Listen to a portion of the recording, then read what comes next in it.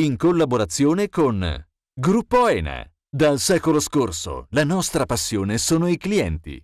La cantina I Vini Siddura, Sardegna in purezza. Richiedi al tuo negoziante di fiducia i prodotti del mercato agroalimentare della Sardegna.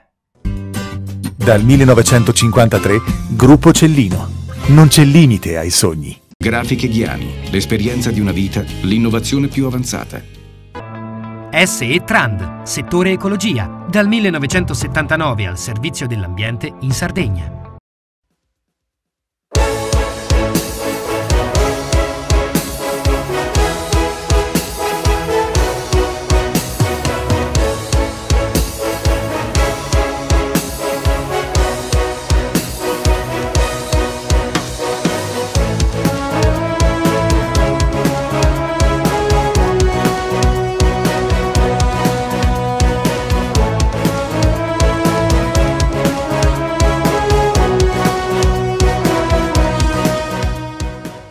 Buonasera, ben trovati alla nuova puntata di Panorama Sardo. Da oggi parte la nostra versione estiva, Panorama Sardo Estate. La settimana scorsa eravamo all'Hotel Regina Margherita di Cagliari, restiamo sempre a Cagliari in un boutique hotel prestigioso come Villa Fanny. Lucina, dal suo osservatorio voi siete stati i primi con un boutique hotel a inaugurare questo filone turistico. Al di là dei 2 anni di stand-by che sono stati dovuti alla pandemia, voi avete tenuto comunque fermo il fatto di avere un'accoglienza internazionale. Sì, assolutamente sì. I 2 anni di fermo sono stati micidiali perché il nostro primo cliente è proprio lo statunitense e l'inglese, per cui per 2 anni non hanno viaggiato e per noi è stato devastante. Però diciamo che dallo scorso anno 2022 hanno ripreso a viaggiare e possiamo dire di avere di nuovo finalmente la nostra clientela non privilegiata, ma quelli che ci preferiscono, perché comunque sono un tipo di clienti che cercano proprio il boutique hotel, cercano appunto una villa nella quale stare in pace e come sentirsi a casa loro. Come è cambiata l'accoglienza di Cagliari, una città che sta avendo comunque nuove aperture, ma possiamo dire voi siete stati tra i primi? Allora, da che è aperto il T-Hotel, quindi 15 anni, dal 2016 abbiamo aperto noi, per cui T-Hotel, dopo 15 anni Villa Fanny, da che ha aperto Villa Fanny sono venuti fuori hotel come se fossero funghi. Mi fa molto piacere perché vuol dire che c'è richiesta su Cagliari, vuol dire che Cagliari è una città che sta crescendo dal punto di vista turistico, vuol dire che è apprezzata dai turisti e non solo per il suo mare e per le sue spiagge, ma anche per la cultura che si respira a Cagliari, per l'aria, per tutte le cose particolari che Cagliari può offrire. E quindi sì, stanno nascendo nuove strutture, l'offerta è cresciuta tantissimo. Teniamo conto anche però di una cosa, che in questo contesto di tempo comunque hanno chiuso anche 2 grosse strutture che sono il Panorama e il Mediterraneo, per cui il numero di posti letto forse è rimasto quasi invariato. In ogni caso è un piacere avere strutture come Palazzo Tirso o Palazzo Doglio, che sono un fiore all'occhiello per questa città. Noi facciamo parte di un'altra categoria, siamo un boutique hotel, chi cerca questa categoria cerca noi. Non possiamo considerarci il loro competitor perché il livello è alto. Regina Margherita T-Hotel sono degli hotel storici ormai in città, per cui è giusto che ci sia adattarsi a tutti i tipi di turisti che poi arriveranno in città e questa ora la stiamo offrendo. Mi permetto di dire che l'estrazione della sua famiglia a livello industriale e imprenditoriale però vi ha fatto venire anche l'idea di aprire il piccolo feudo nella zona di Salluri, che è una zona altrettanto culturalmente molto forte da un punto di vista turistico. Sì, San Luri diciamo che è il centro del Campidano, per cui tantissimi turisti che cercano quel tipo di vacanza, per cui siamo vicini a tutte le zone archeologiche, nuragiche, al castello di San Luri che comunque è unico nel suo genere. però anche ad altre cose interessanti, tipo lunghi percorsi per ciclisti in pianura, per cui il Piccolo Feudo è un po' un centro di richiamo per quelli che sono i gruppi di ciclisti, motociclisti che cercano un punto d'appoggio al centro della Sardegna. Il Piccolo Feudo è nato per questo, per poter offrire in quella zona, visto che non c'è offerta, qualcosa che possa comunque, senza grande dispendio economico, un posto confortevole che possa accogliere i turisti di un certo tipo. Quindi di base è un turismo esperienziale, se ne parla tanto per quanto riguarda soprattutto la nostra Sardegna, quindi il famoso effetto ciambella che sparisce non solo mare ma anche entroterra. Sì, noi dobbiamo puntare su questo, a cercare di far capire a chi viene a trovarci in Sardegna che la Sardegna non è solo mare, è anche tante altre cose, e comunque questo già lo stiamo riscontrando perché la stagione si è allungata, per cui non parte più da giugno a settembre, bensì da aprile a ottobre. Questo significa che non è solo più mare, che siamo apprezzati anche per tante altre cose belle. Consideriamo che la Sardegna è una delle terre più antiche, Cagliari è la città più antica d'Italia, per cui queste non sono cose da poco. Non posso non chiederle, Villa Fania ha ospitato concerti, manifestazioni, anche Miss Italia qualche anno fa, le selezioni della Sardegna, ma le devo chiedere, Villa Fanni, il nome io lo so, ma diciamolo ai nostri telespettatori, da dove arriva? Fanny era nostra madre, che noi abbiamo voluto onorare dando un nome a questo boutique hotel, perché lei amava questo posto. Veniva qui, c'era un agrumeto, veniva a cogliere le arance, i limoni e diceva cosa ne faremo di questa meravigliosa villa, e noi nel momento in cui abbiamo deciso cosa farne abbiamo voluto dedicare a lei questo hotel. Chi arriva a Villa Fanni quando va via cosa porta con sé? Allora, l'esperienza è una cosa che oggi tutti vogliono vivere, per cui non è più una vacanza di sole e mare, è una vacanza proprio nella quale qualcuno vuole fare un'esperienza diversa, fuori dalla quotidianità e dalla consuetudine della normalità. Oggi devi andare via con qualcosa che ti arricchisce nel profondo. Villa Fanni non ha tanti servizi perché gli spazi sono limitati, ma sicuramente in una cosa siamo eccellenti, nell'ospitalità, cioè far accogliere il nostro ospite come se arrivasse nella sua casa di villeggiatura e farlo sentire coccolato e protetto sino al momento in cui parte, dandogli tutte quelle attenzioni di cui ha bisogno, che è il nostro servizio primario. E con questo sorriso di Lucina Cellino, ma soprattutto con la cultura della nostra Sardegna, il viaggio di Panorama Sardo Estate continua. Diamo la linea alla regia, restate con noi.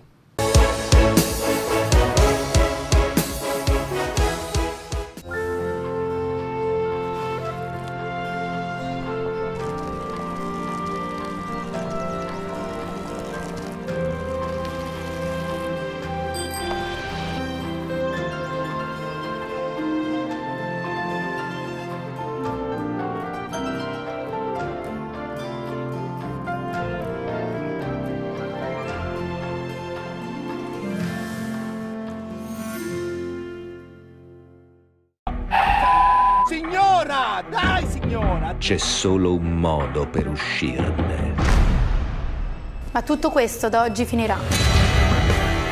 Maccio Capatonda, Bebe Vio, la mia ragazza, la mia foto e la lentissima Diana Coleman. Muoviti! We Hybrid, il calma guidatore. Gruppo Ene. Dal secolo scorso, la nostra passione sono i clienti. C'è un posto nel mondo in cui l'eleganza incontra il gusto, l'energia accarezza i sensi e la bellezza si sposa con la terra. Il suo nome è Sardegna. Il suo vino è Siddura. Siddura, Sardegna in purezza. Ogni giorno selezioniamo con cura il nostro raccolto. Il meglio del territorio, da sempre garanzia di qualità.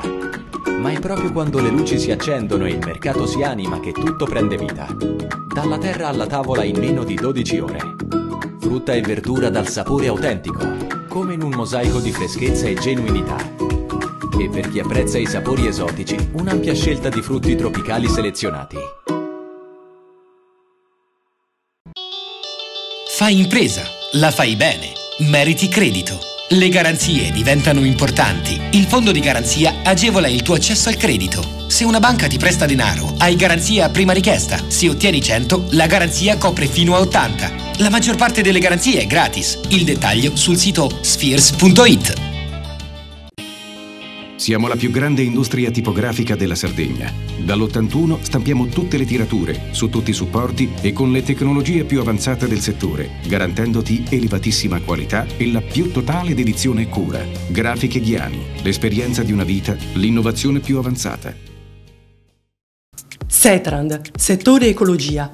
Mettiamo a disposizione la nostra struttura organizzativa fornendo un valido supporto per la gestione dei rifiuti speciali pericolosi e non pericolosi. La Setrand, azienda leader nel settore ambientale in Sardegna, si rivolge alle pubbliche amministrazioni e alle imprese dell'isola. Dal 1979 al servizio dell'ambiente in Sardegna. Il PNRR destina 40 miliardi di euro agli enti locali. Digitalizzazione, innovazione, competitività, cultura e turismo, transizione ecologica e mobilità sostenibile, istruzione e inclusione sociale. Per i comuni della Sardegna, un'opportunità da non perdere. La società Prima Idea assiste le amministrazioni in tutte le fasi della progettazione fino alla presentazione della domanda.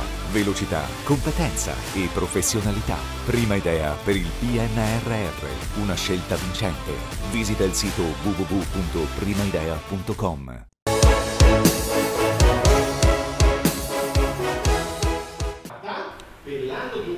I prodigi e le insidie dell'intelligenza artificiale sono già nella cronaca di tutti i giorni. La necessità di una transizione energetica rapida ed efficace è una questione in primo piano nel dibattito politico ormai da tempo. È un futuro molto vicino quello al centro della giornata di studio organizzata dall'Ordine dei Periti Industriali di Cagliari.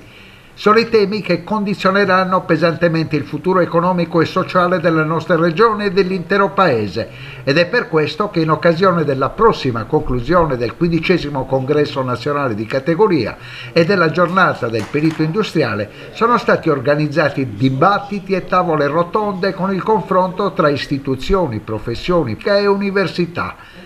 La giornata è proseguita con un focus su temi importanti legati alla professione e alla crescita comune, con in primo piano la sinergia con l'Ordine degli Ingegneri, con gli interventi del presidente Federico Miscali e di Angelo Loggia, presidente della Scuola di Formazione degli Ingegneri. Avete scelto uno slogan per questa giornata dei periti industriali, dove si parla del futuro, dell'intelligenza artificiale, e si parla soprattutto delle problematiche che riguardano l'energia.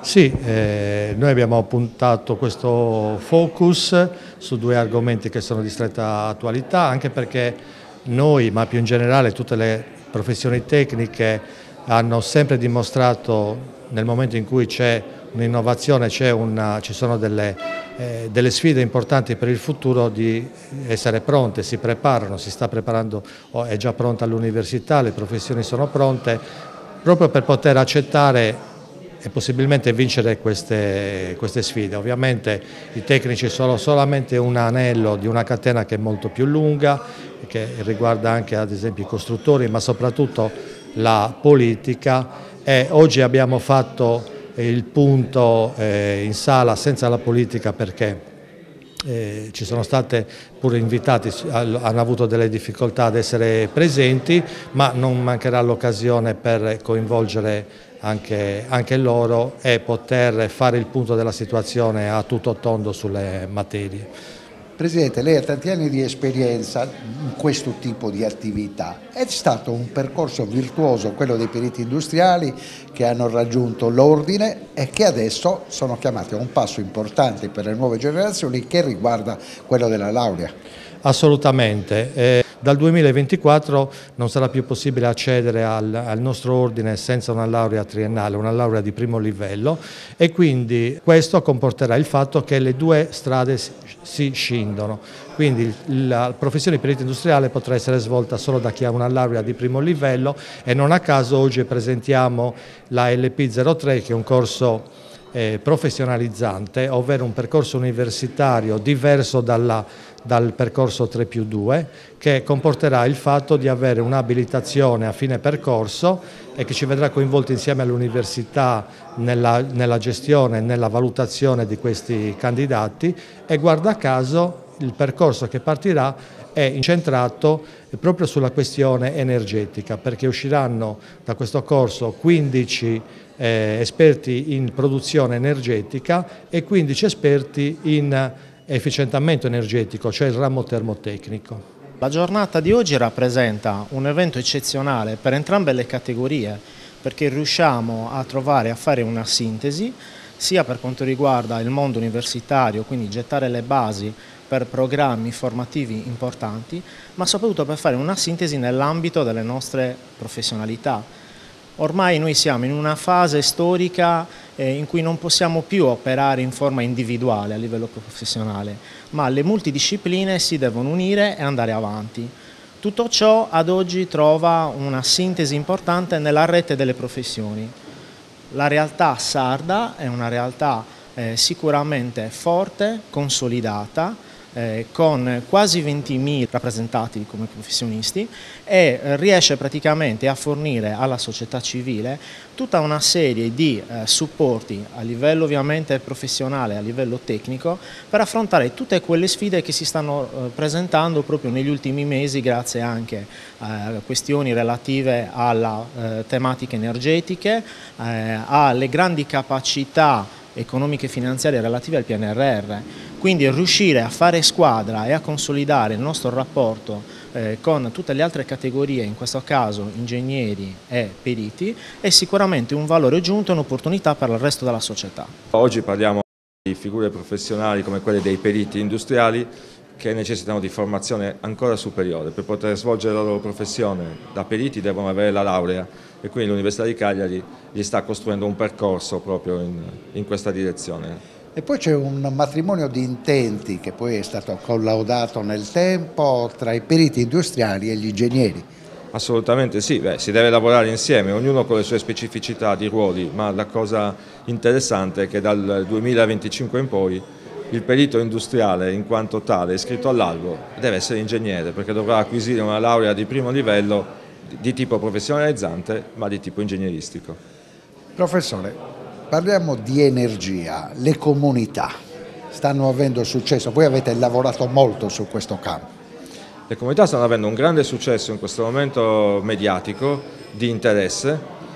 Siamo tantissime municipalità e organismi pubblici vedono le comunità come una strada da seguire. Io personalmente suggerisco di studiare le comunità, ma di studiare anche altre forme di autoconsumo diffuso, oggi possibili per legge, molto utili. Purtroppo siamo in attesa di un decreto ministeriale che dovrebbe dare lo sblocco alle forme di incentivazione e alla remunerazione, ma ancora non si vede. Questo matrimonio di intenti fra i periti industriali della Sardegna e gli ingegneri? È un'unione riuscita, è una unione non di oggi, perché è da tanti anni che collaboriamo. Ho detto poco fa nell'intervento durante i lavori che io sono particolarmente contento e soddisfatto della collaborazione con le altre professioni, che non è solo con i periti, ma con tutte le altre professioni tecniche, non solo, ma in particolare con i periti abbiamo fatto una sinergia molto particolare e molto forte, perché è proprio di questi giorni la condivisione della nostra fondazione, che vede assieme i periti e gli ingegneri nella programmazione delle attività formative e di aggiornamento. È un unicum in Italia, è bello che nuove iniziative nascano dalla Sardegna e dalla collaborazione dei tecnici. C'è stata anche una palestra che è stata utilizzata per un biennio, quando mensilmente cambiavano le regole del superbonus. Voi avete creato un'organizzazione dove c'erano i periti industriali, gli ingegneri, i geometri, gli architetti, dove si cercava di tenere testa alle nuove regole. Sì, abbiamo ritenuto necessarie 3 iniziative.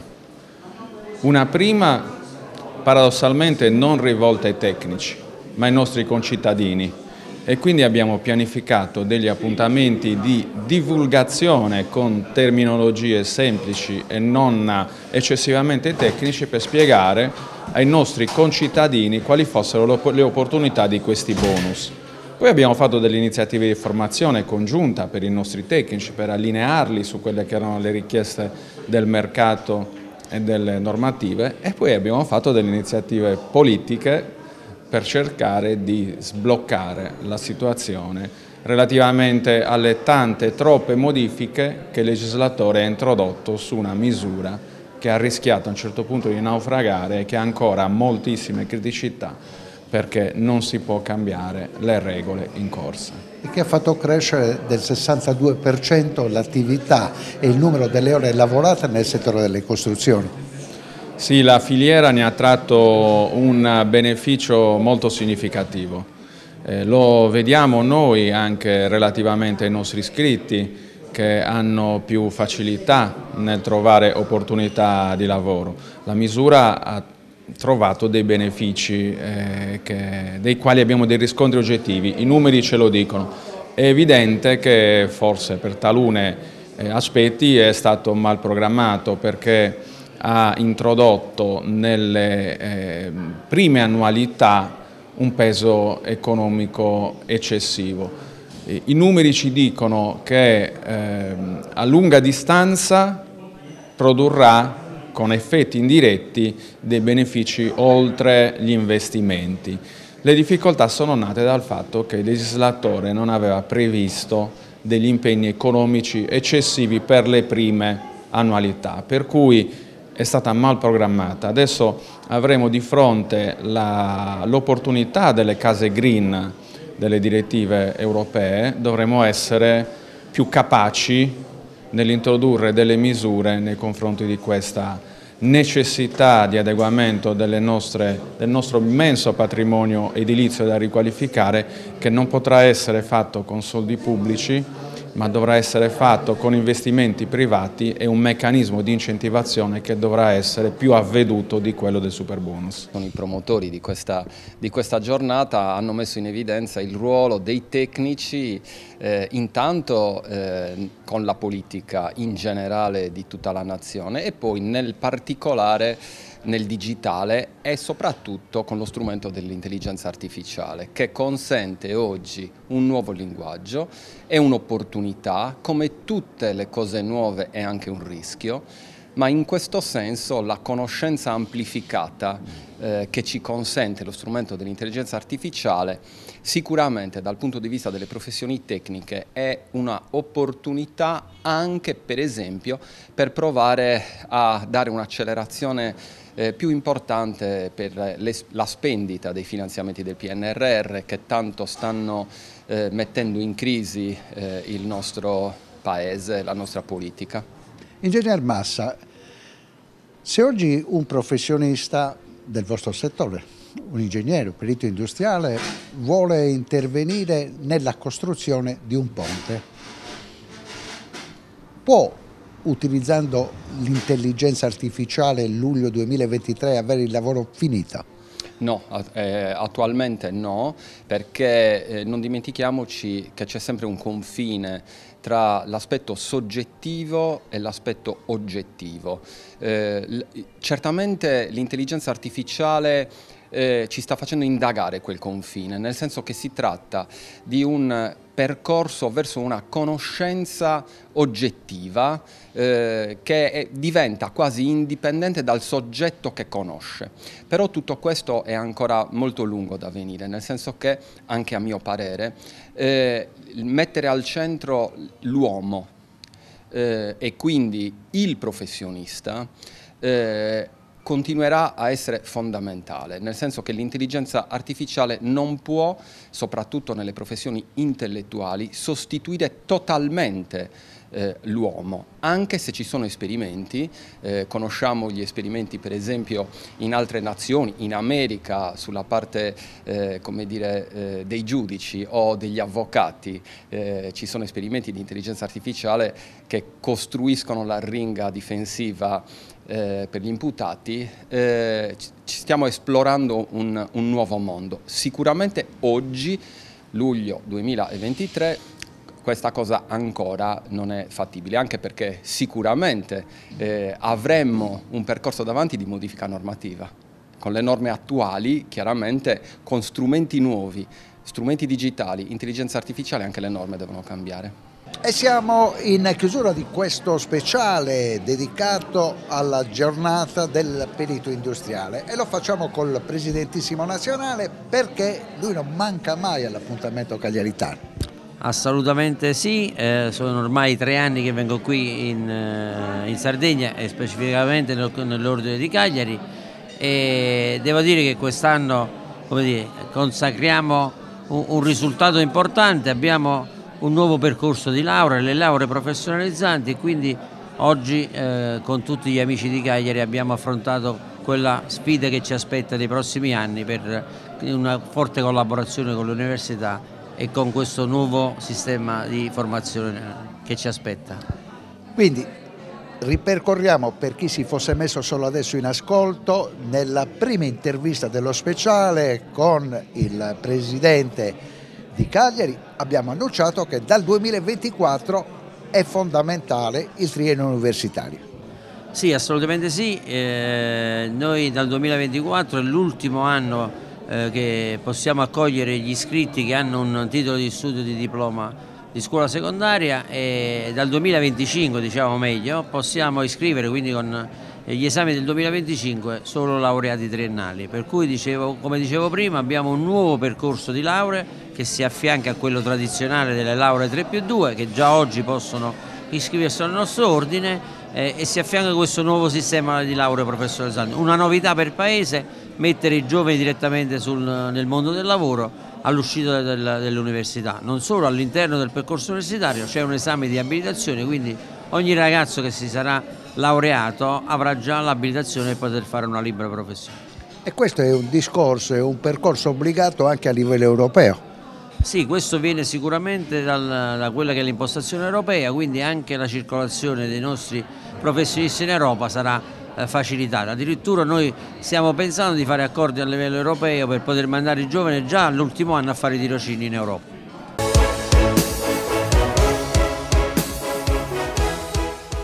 L'apparenza non inganna. Prima il piacere, poi il piacere. Al cuore si comanda. Le stagioni sono ancora 4. Suzuki Hybrid 4x4 All Grip, fuori dai luoghi comuni, tecnologia da incentivi. Suzuki. Gruppo ENE. Dal secolo scorso, la nostra passione sono i clienti. C'è un posto nel mondo in cui l'eleganza incontra il gusto, l'energia accarezza i sensi e la bellezza si sposa con la terra. Il suo nome è Sardegna. Il suo vino è Siddura. Siddura, Sardegna in purezza. Ogni giorno selezioniamo con cura il nostro raccolto. Il meglio del territorio. Da sempre garanzia di qualità.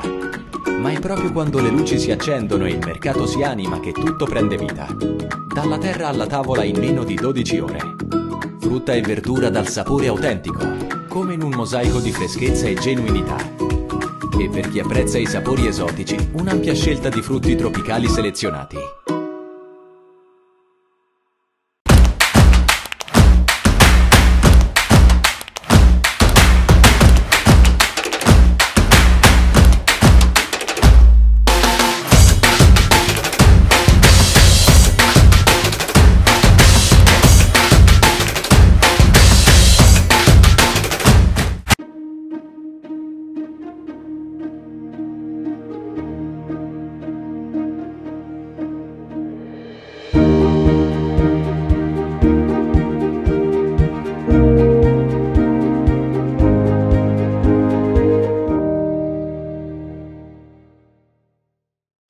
Fai impresa, la fai bene, meriti credito. Le buone idee viaggiano con le garanzie. Il fondo di garanzia è dalla parte delle imprese sarte che vogliono superare la stretta creditizia. I dettagli sul sito sfirso.it. Setrand, settore ecologia. Mettiamo a disposizione la nostra struttura organizzativa fornendo un valido supporto per la gestione dei rifiuti pericolosi e non pericolosi, in linea con la nostra certificazione EMA. Dal 1979 al servizio dell'ambiente in Sardegna. Il PNRR destina 40 miliardi di euro agli enti locali. Digitalizzazione, innovazione, competitività, cultura e turismo, transizione ecologica e mobilità sostenibile, istruzione e inclusione sociale. Per i comuni della Sardegna, un'opportunità da non perdere. La società Prima Idea assiste le amministrazioni in tutte le fasi della progettazione fino alla presentazione della domanda. Velocità, competenza e professionalità. Prima Idea per il PNRR, una scelta vincente. Visita il sito www.primaidea.com.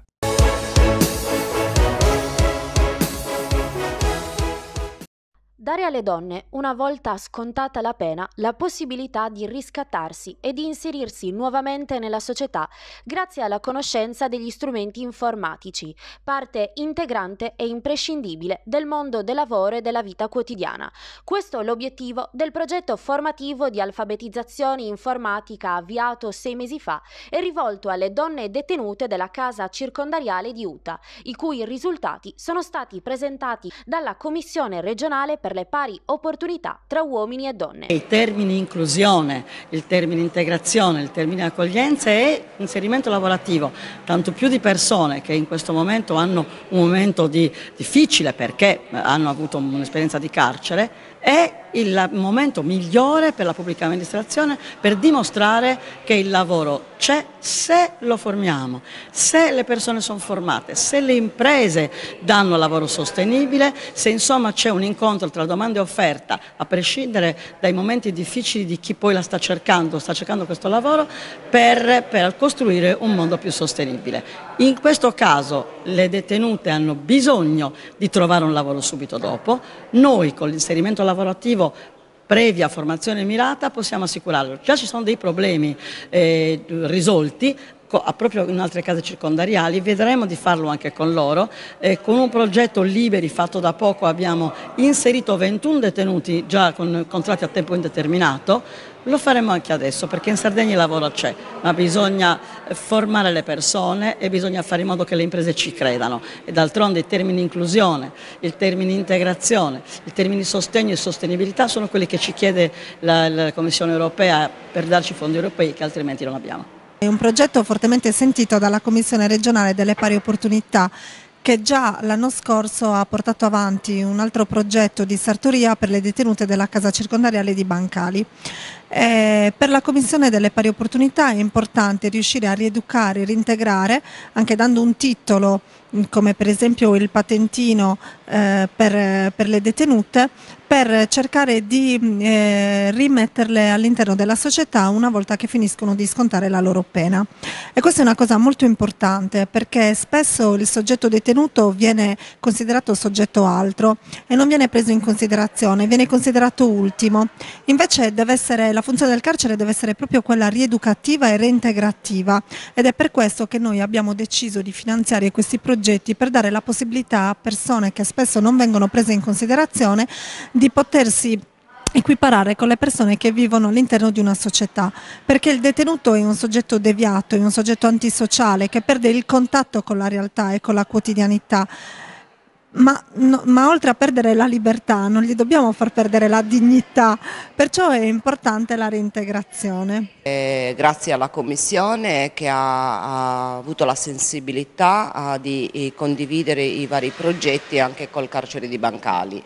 Il progetto ha avuto un percorso di 3-4 mesi, ma la cosa bella di questo progetto è che le volontarie del carcere lo stanno portando avanti e completando quello iniziale, cioè stanno portando avanti un progetto di sartoria artigianale, Questo tutto grazie al volontariato. L'input della Commissione è stato sicuramente quello di coinvolgere per un'eventuale possibilità lavorativa al momento in cui le donne lasciano il carcere, trovare una possibilità lavorativa anche nella realtà cittadina.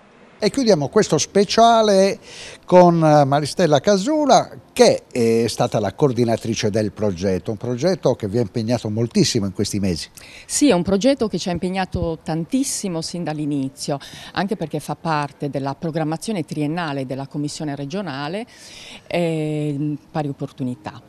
Abbiamo iniziato un percorso che era orientato a lavorare non solo sulla parità di genere ma anche sull'inclusione sociale e lavorativa.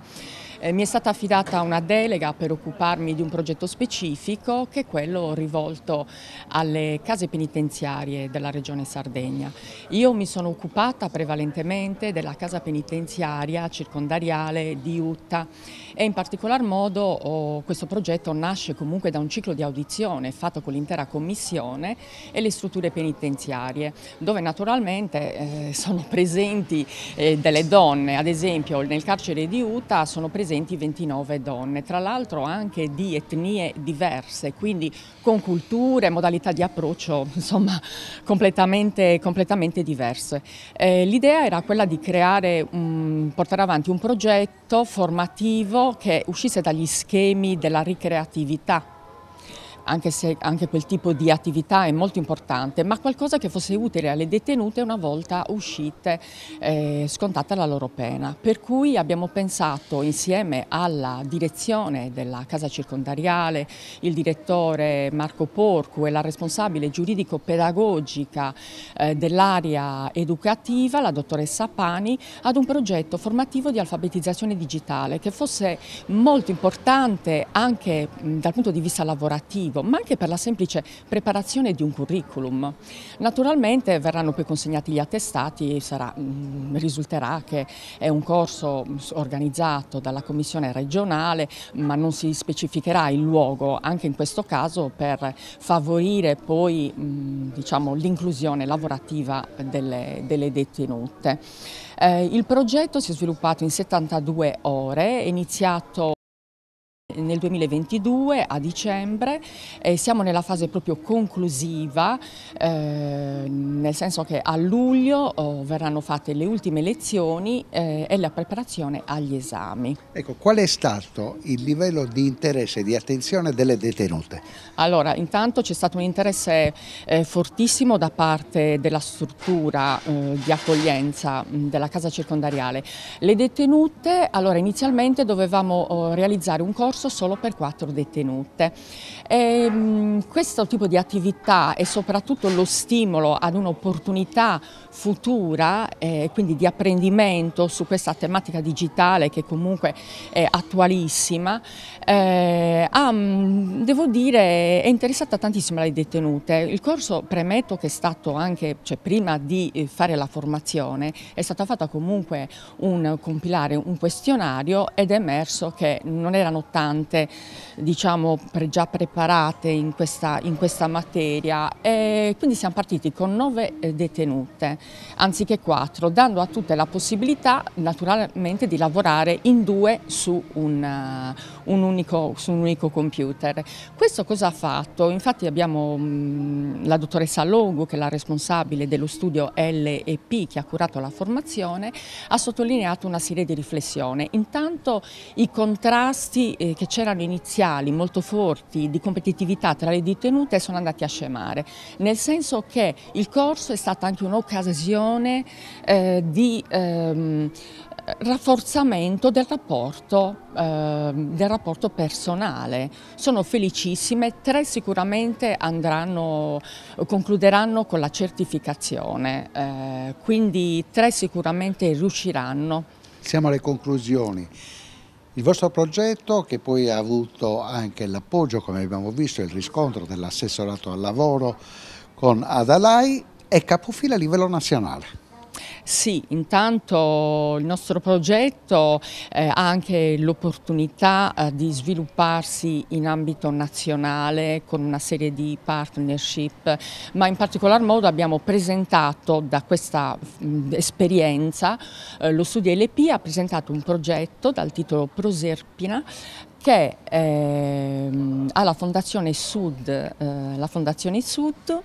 e speriamo che venga approvato, perché questo percorso non può essere concluso così, ha necessità di essere attuato, perché la fase attuativa è quella dell'inclusione. Quindi ci auspichiamo anche, ma penso che ho visto grande attenzione da parte, sensibilità da parte dell'assessora del lavoro e formazione professionale verso anche questa tematica, e lo dimostrano i vari progetti che stanno portando avanti.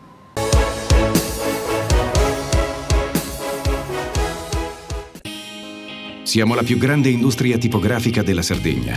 Dall'81 stampiamo tutte le tirature, su tutti i supporti e con le tecnologie più avanzate del settore, garantendoti elevatissima qualità e la più totale dedizione e cura. Grafiche Ghiani, l'esperienza di una vita, l'innovazione più avanzata. Fai impresa, la fai bene, meriti credito. Non c'è solo il credito bancario. Con i mini bond e le cambiali finanziarie coperti dal fondo di garanzia, i tuoi progetti trovano nuovi investitori che credono in te. Contatta Spheres. Scopri le fette biscottate speciali Cellino. Latte, miele, cioccolafette e fette di bosco. Tutte senza lattosio e in comode monoporzioni da 4 fette. Per una fetta sempre biscottata.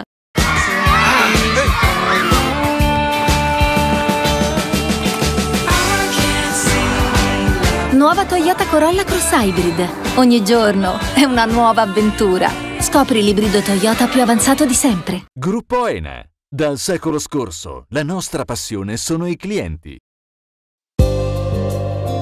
C'è un posto nel mondo in cui l'eleganza incontra il gusto, l'energia accarezza i sensi e la bellezza si sposa con la terra. Il suo nome è Sardegna. Il suo vino è Siddura. Siddura, Sardegna in purezza.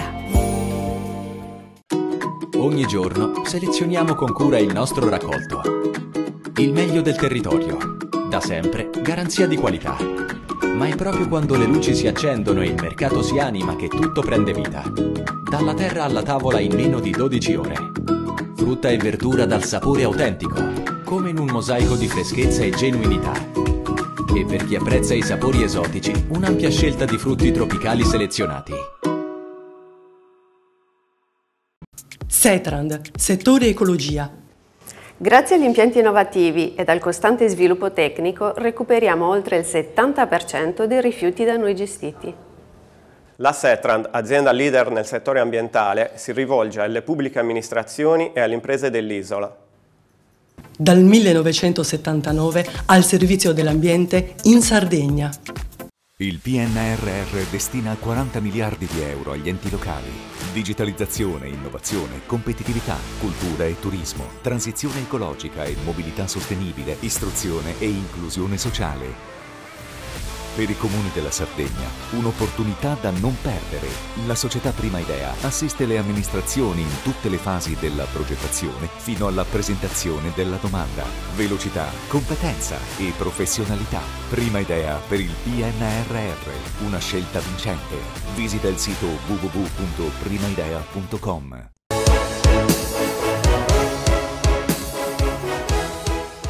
Proprio dal titolo Il potere della gentilezza. La gentilezza nei servizi sociosanitari. Questo è il tema della 2 giorni di convegno alla Manifattura Tabacchi di Cagliari. La seconda tappa di un tour da Cremona al capoluogo della Sardegna per poi raggiungere Torino e Cremona nei prossimi giorni. Si parla di medici e infermieri in attività nel terzo settore, prendendo spunto dalle 250 pagine del volume, scritto da Letizia Espanoli e Francesca Zedda ed edito dalla editrice D'Apero di Piacenza, dal titolo La gentilezza nelle relazioni di cura. Una parola magica che può far sentire il paziente più calmo, che ne aumenta l'autostima, che è uno straordinario antidepressivo. La gentilezza può alleviare il dolore generando le endorfine, l'antibiotico naturale del cervello. È stata l'occasione per tracciare la rotta verso la creazione di organizzazioni che scelgono la gentilezza come fondante della propria identità di cura. Sì, diciamo che io sono la responsabile della casa editrice che ha scelto di dare voce a questo tema della gentilezza e di dare vita quindi a questo libro, perché ho apprezzato molto l'idea che arriva da Francesca Zedda e da Letizia Spanoli di portare dei contenuti che siano di tipo pratico e metodologico, perché parlare di gentilezza potrebbe anche sembrare qualcosa di banale, potrebbe sembrare qualcosa di scontato e di superficiale, ma così non è. In questi 2 giorni le relatrici hanno portato dei contenuti di alto livello che si riflettono nelle pagine del libro che noi abbiamo scelto di pubblicare, proprio perché hanno un risvolto pratico e quindi attraverso i concetti che loro portano, scrivono e portano anche in questi convegni, le persone che ne fruiscono, che li leggono, possono davvero nel tempo riuscire a cambiare la loro quotidianità pratica e quindi portare davvero gentilezza all'interno dei servizi per anziani, che è quello di cui ci occupiamo. Dalla protagonista, che è l'editrice di questo vostro volume, Letizia Spanoli e Francesca Zedda sono le scrittrici, si parla di gentilezza nelle relazioni di cura. Dal volume poi è nata l'idea di una serie di convegni e di incontri nelle regioni. Lei arriva dal Friuli e in Sardegna che cosa ha raccontato?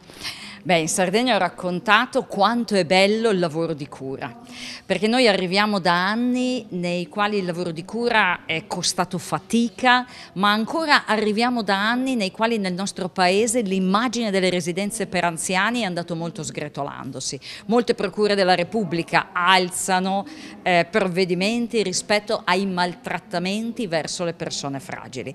E quindi questo è un momento storico importantissimo che ci dice che se noi oggi, che siamo in qualche modo i protagonisti della cura, riusciamo a compiere atti di trascuratezza, atti di maltrattamento, vuol dire che abbiamo bisogno di tornare a scuola, dove in questa scuola non si impara il tecnicismo, ma in questa scuola si impara a portare dentro di noi quegli elementi umani che sono imprescindibili in una relazione che veramente cura.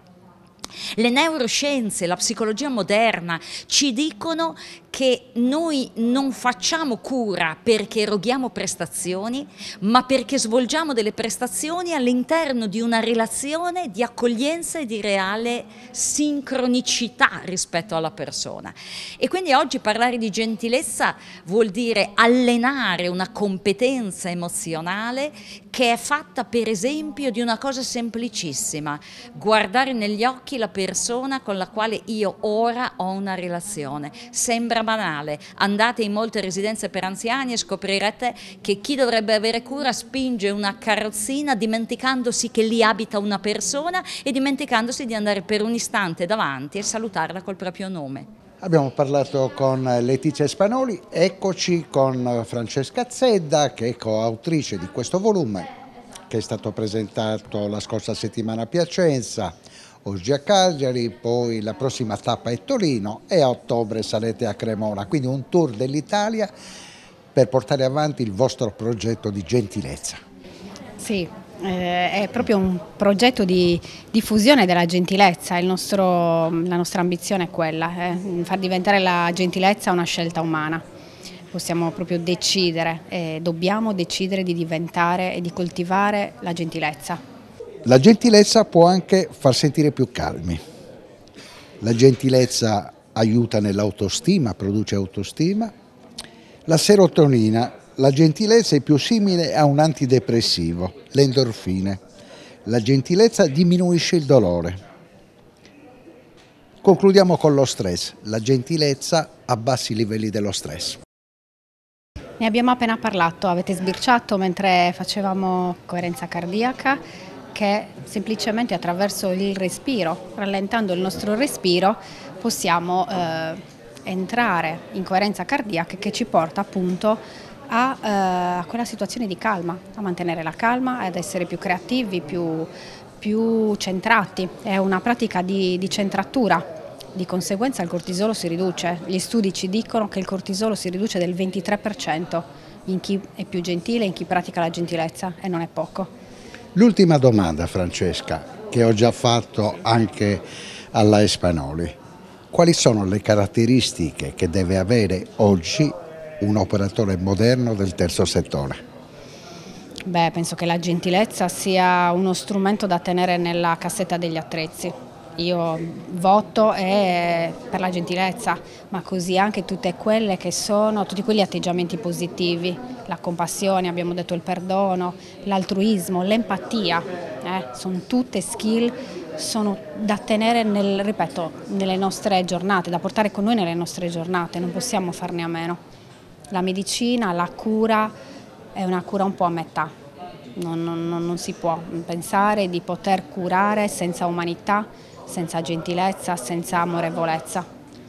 In questi appuntamenti in tour per l'Italia, che livello di attenzione per il vostro progetto avete trovato?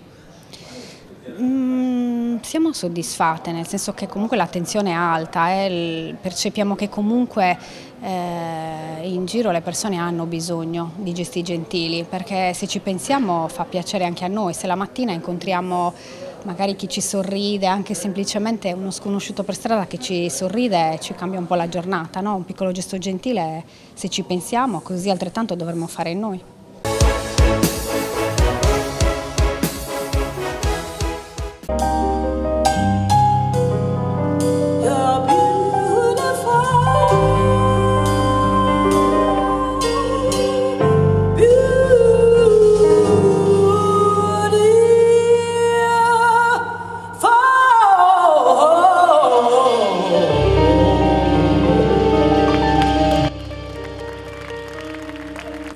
Giunta alla 16ª edizione, il Culture Festival di Simone Pittau annovera ormai nel suo palmarès una serie di artisti dal calibro internazionale, che danno vita ogni anno a kermesse di un livello superiore, e gli artisti stessi hanno sviluppato un senso di appartenenza territoriale per una Sardegna unica al mondo, come le musiche del maestro Pittau.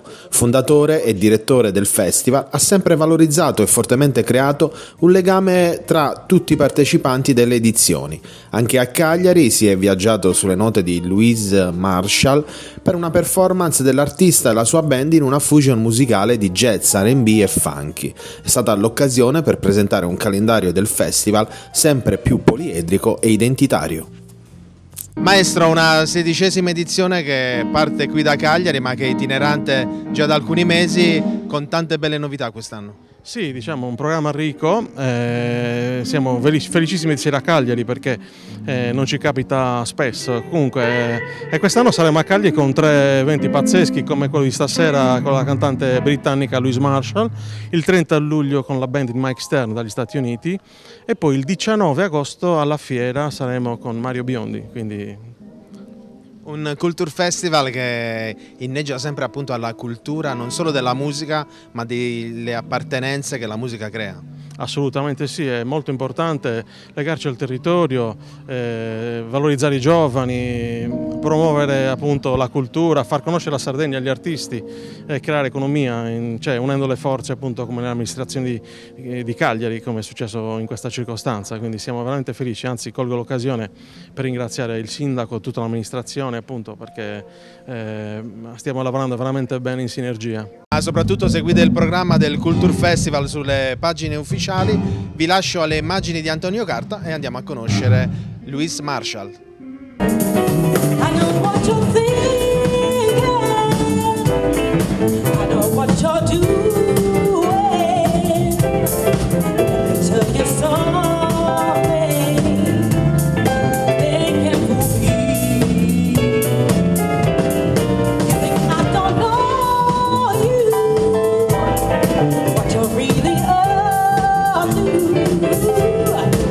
Stop your nonsense.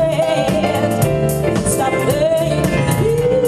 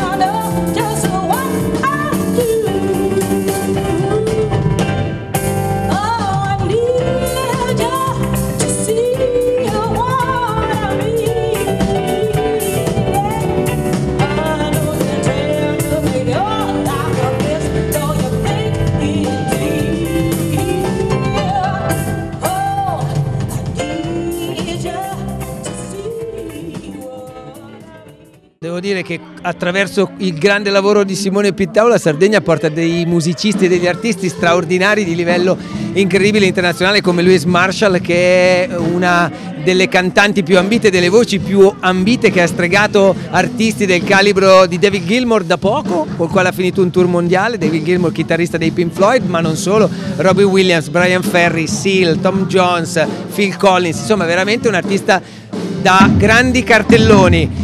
Siamo messi che in Sardegna arrivano questi personaggi per la grande fiducia che hanno nei confronti e la stima di un maestro importante come Simone Pittau. Poi abbiamo un cartellone di altri nomi che viaggiano intorno alla nostra isola. Ci sarebbe bisogno di un luogo dove, soprattutto magari fuori dalla stagione estiva, si possano fare concerti di livello in una struttura altrettanto di livello, questo sì.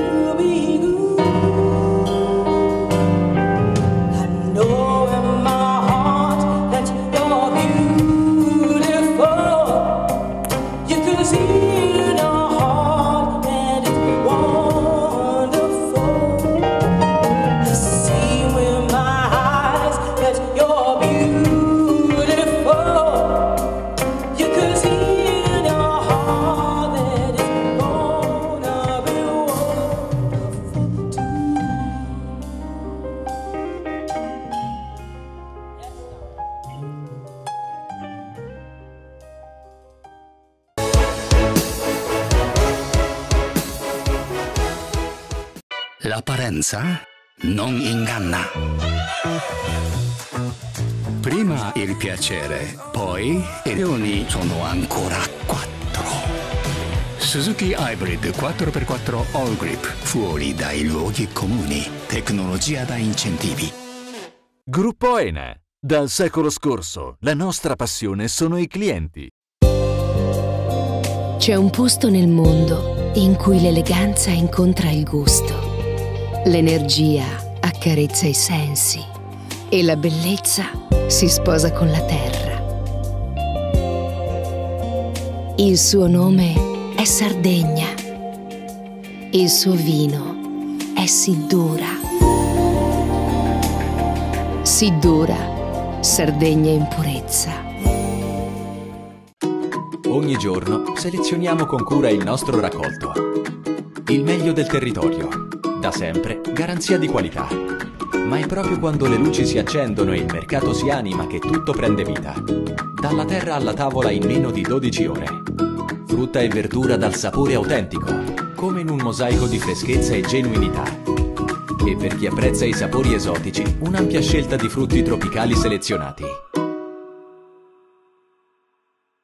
Fai impresa, la fai bene, meriti credito. Le garanzie diventano importanti. Il fondo di garanzia agevola il tuo accesso al credito. Se una banca ti presta denaro, hai garanzia a prima richiesta. Se ottieni 100, la garanzia copre fino a 80. La maggior parte delle garanzie è gratis. I dettagli sul sito sfirso.it.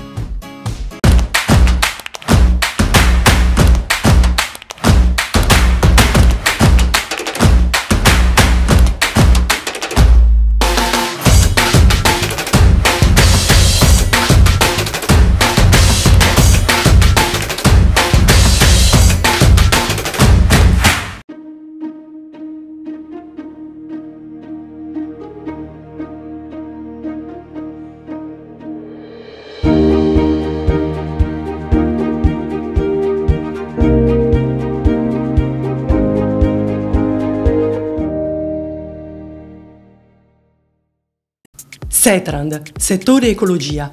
Siamo in grado di attivare il servizio di pronto intervento ecologico in caso di emergenza e con potenziale contaminazione delle matrici ambientali.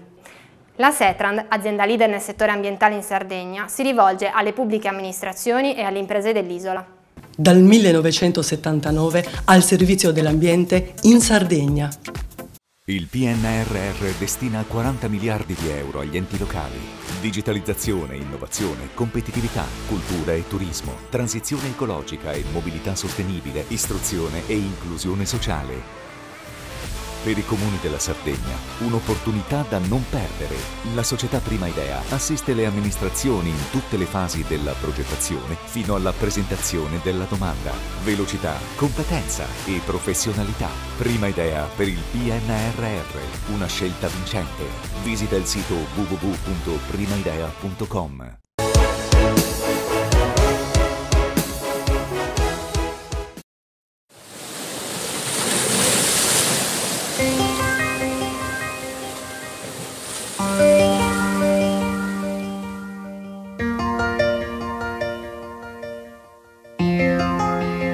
Love of my soul.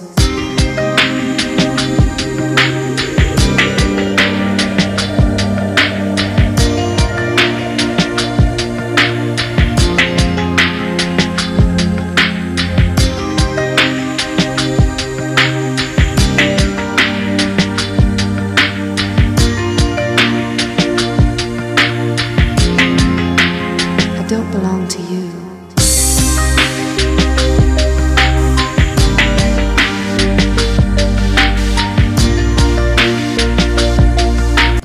È stata liberata nel mare del Poetto di Cagliari la tartaruga Caretta Caretta ritrovata nelle acque di Porto Ottiolo lo scorso 6 maggio. È stata curata alla clinica veterinaria dei Due Mari a Oristano. In questo momento il centro di recupero di Oristano è in saturazione per un cantiere che c'è, quindi nell'ambito di un discorso di rete è stata riabilitata presso il centro di recupero di Laguna di Nora, presso la Laguna di Nora.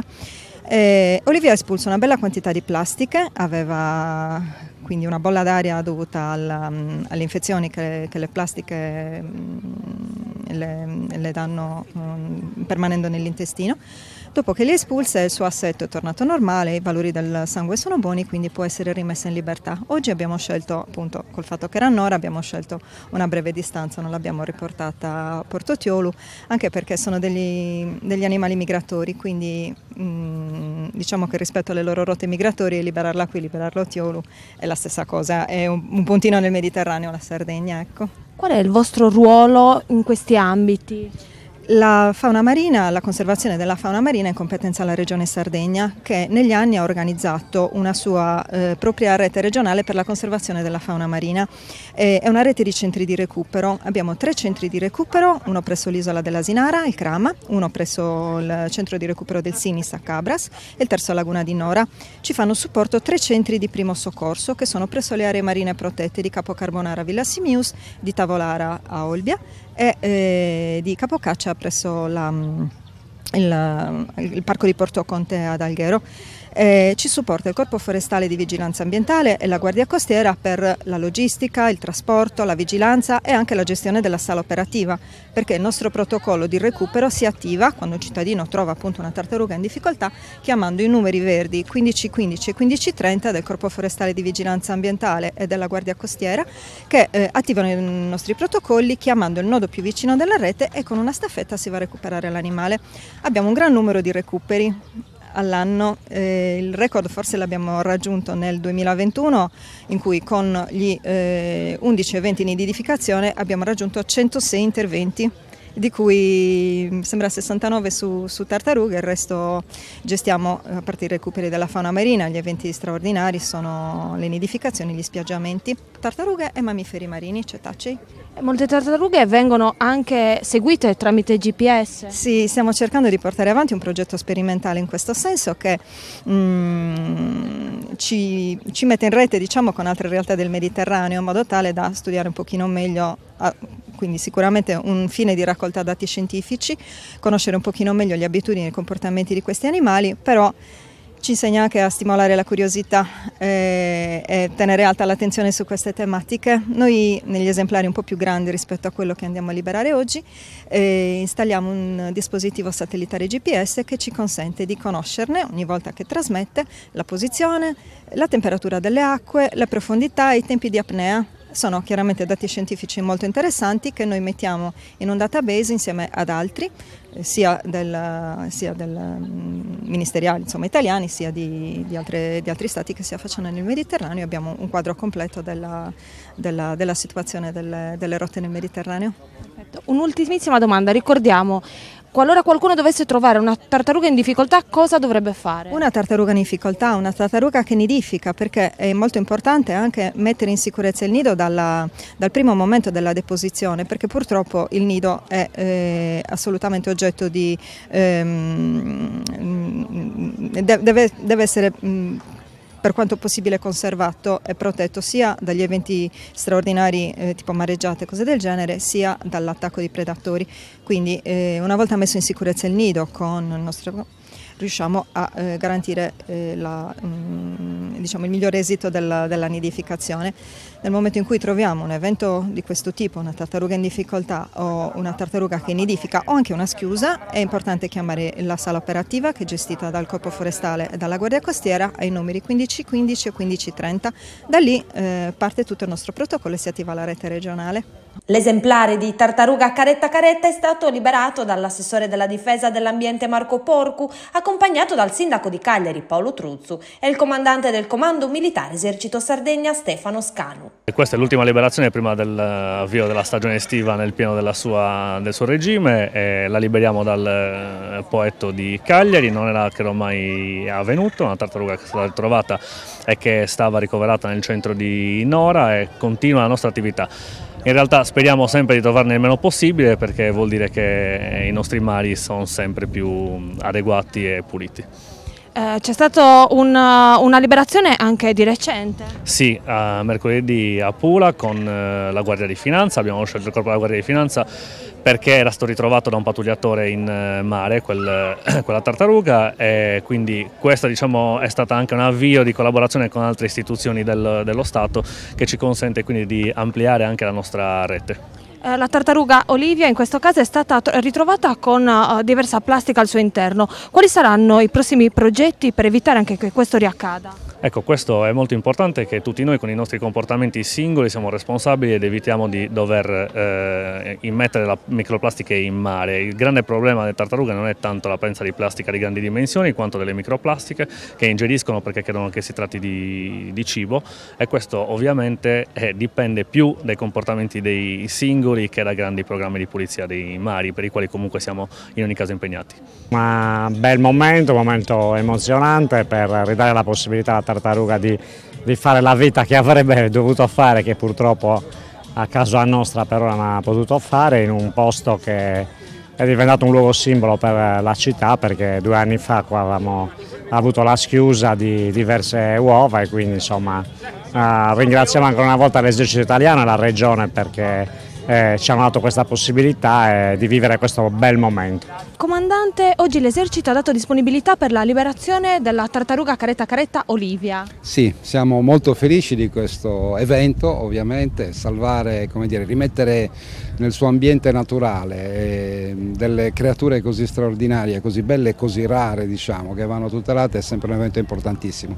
E peraltro è un ritorno di una caretta caretta, perché noi nel 2021 a settembre scoprimmo di avere un nido di caretta caretta, quindi ci fu una schiusa di una ventina di queste tartarughine che nacquero proprio qui in questo stabilimento, quindi vuol dire che l'arenile è bello pulito, è sano, così come l'acqua di fronte a questo stabilimento, e quindi ci fa estremamente piacere ospitare questo evento, che chiaramente è una cosa sempre molto piacevole.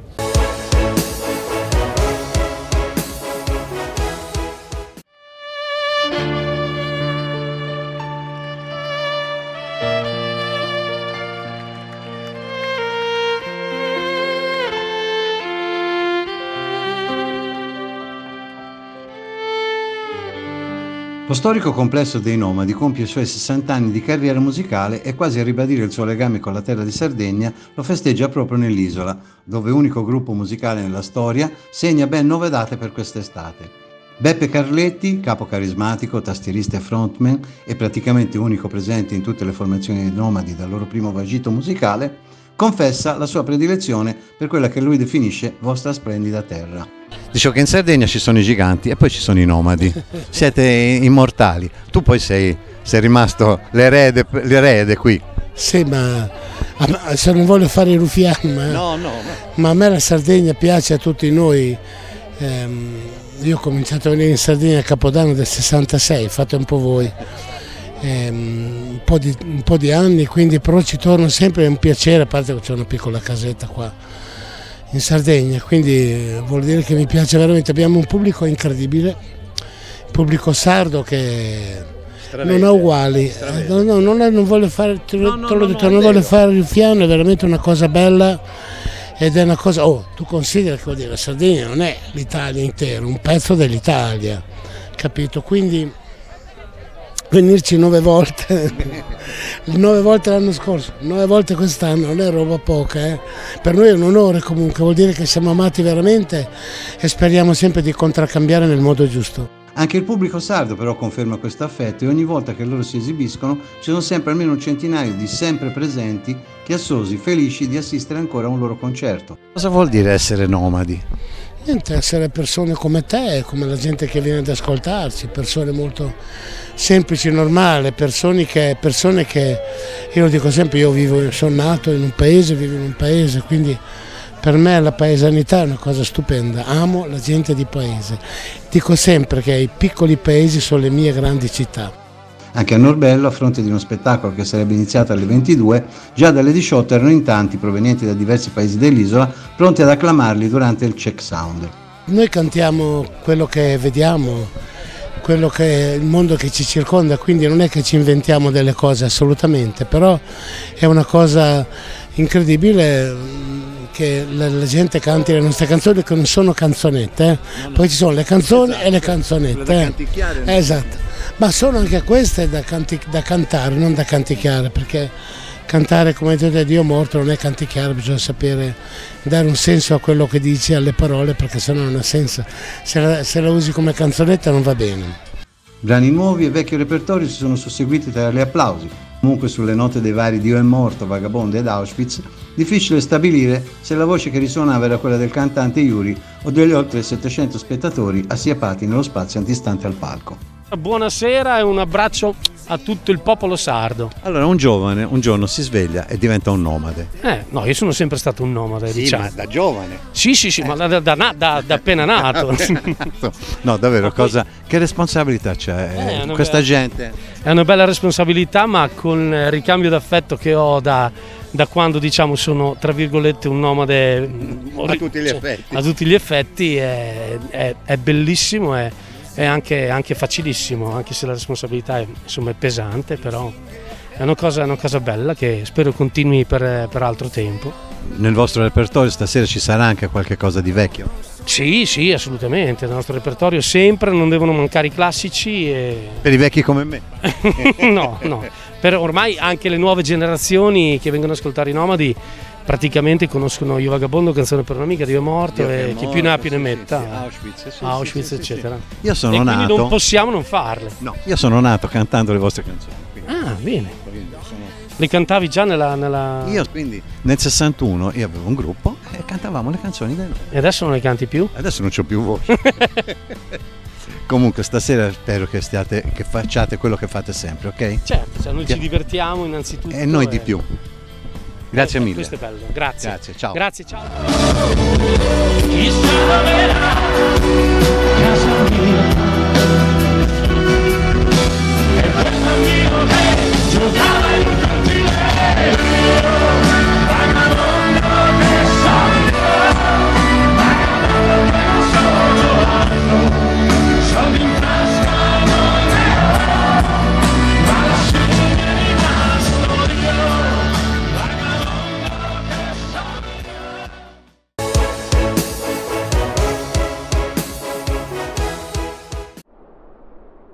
We've come a long, long way together, through the hard times and the good. I have to celebrate you, baby. I have to praise you like I should.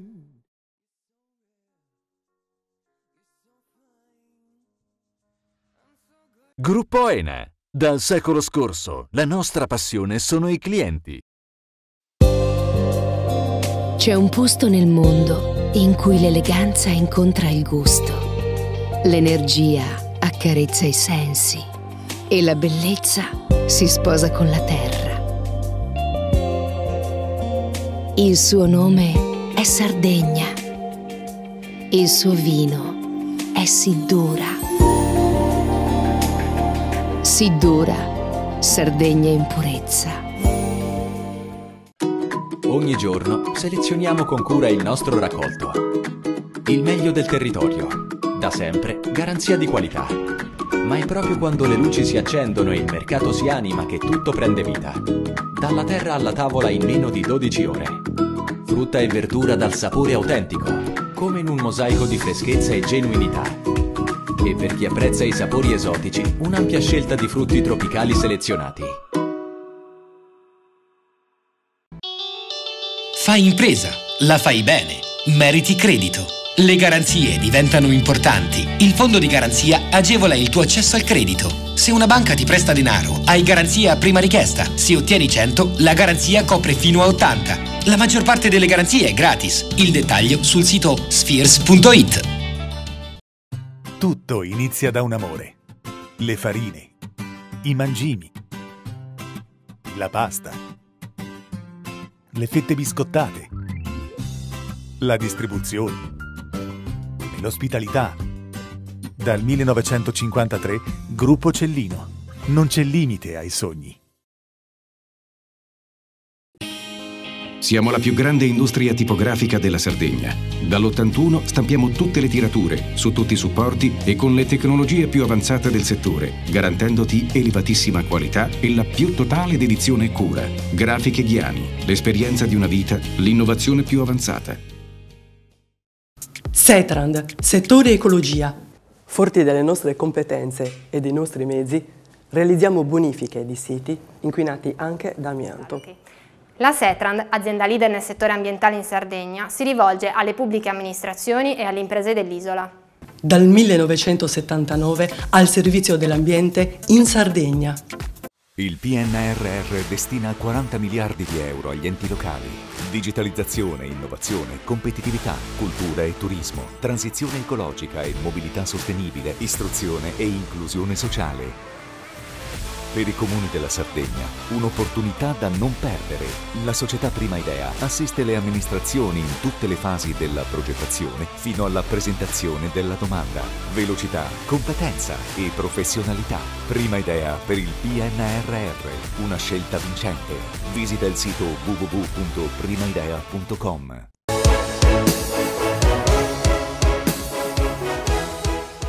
Ho tanta voglia d'infinito, ora che tu hai finito con me.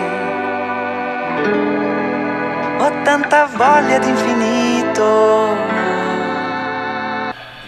A giugno, secondo i dati diffusi dal Ministero delle Infrastrutture e dei Trasporti, sono state immatricolate 138.927 autovetture, con un incremento del più 9,2% sul giugno 2022. Nel primo semestre dell'anno il totale delle nuove registrazioni ammonta a 841.343 unità, con una crescita del più 23%.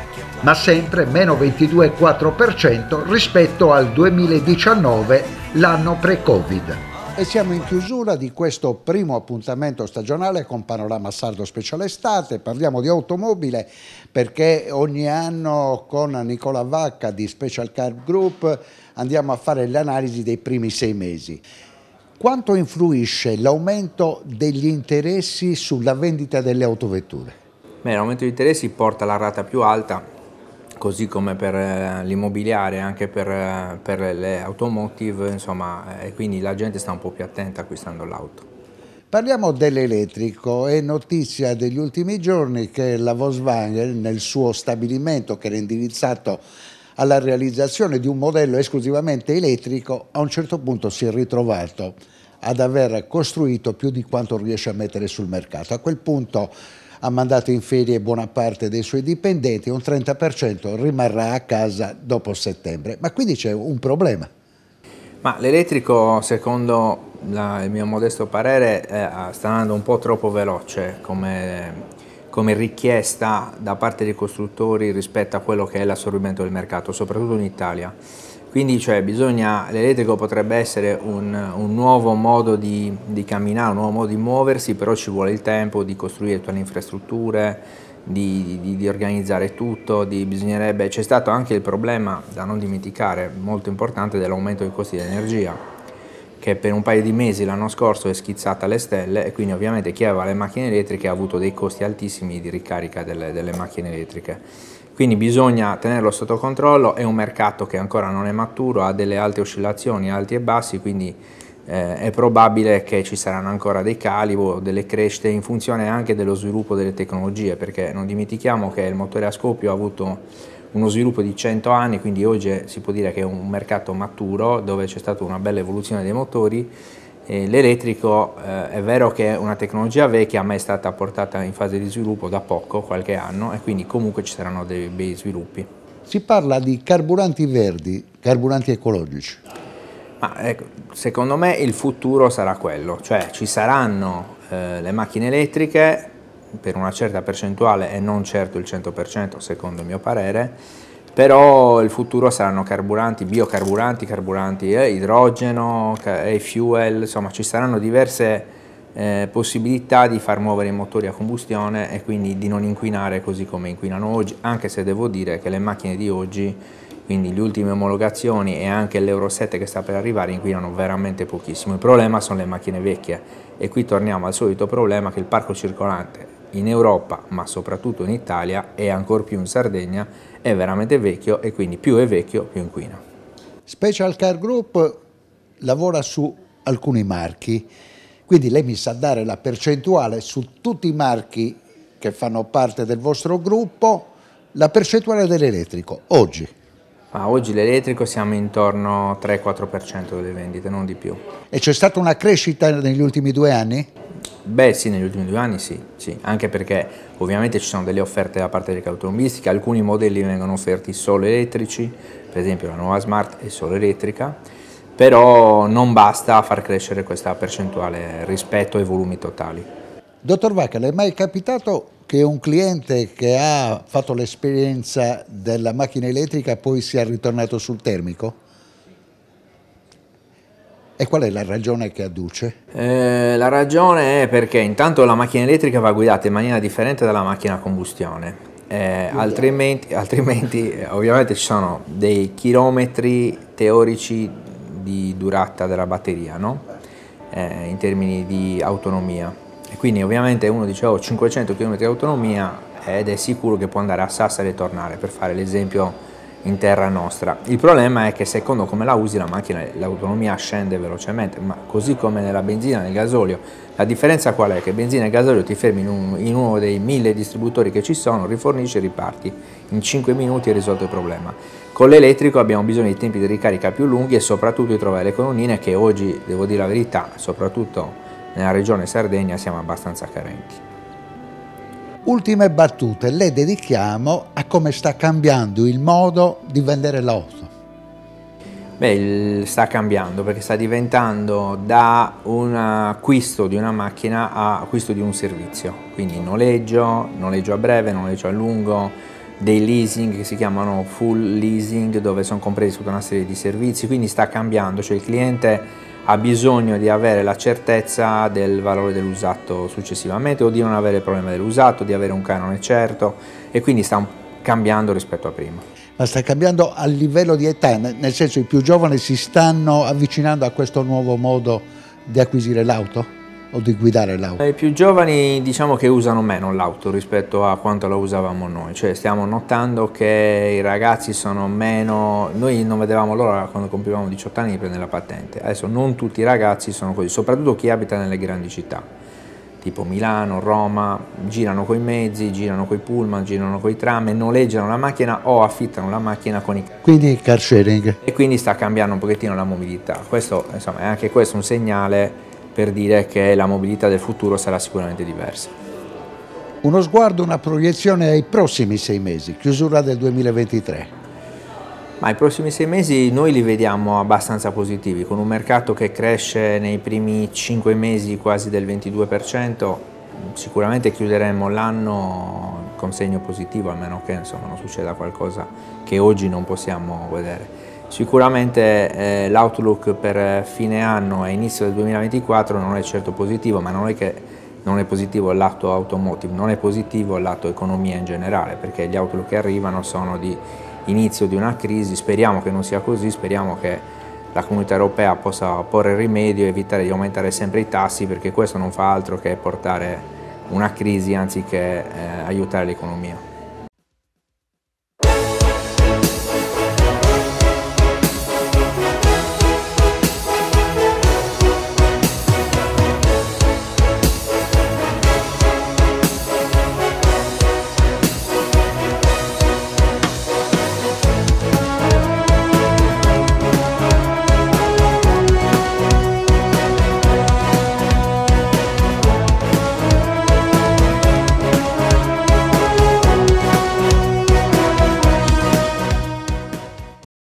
In collaborazione con Gruppo Ene. Dal secolo scorso, la nostra passione sono i clienti.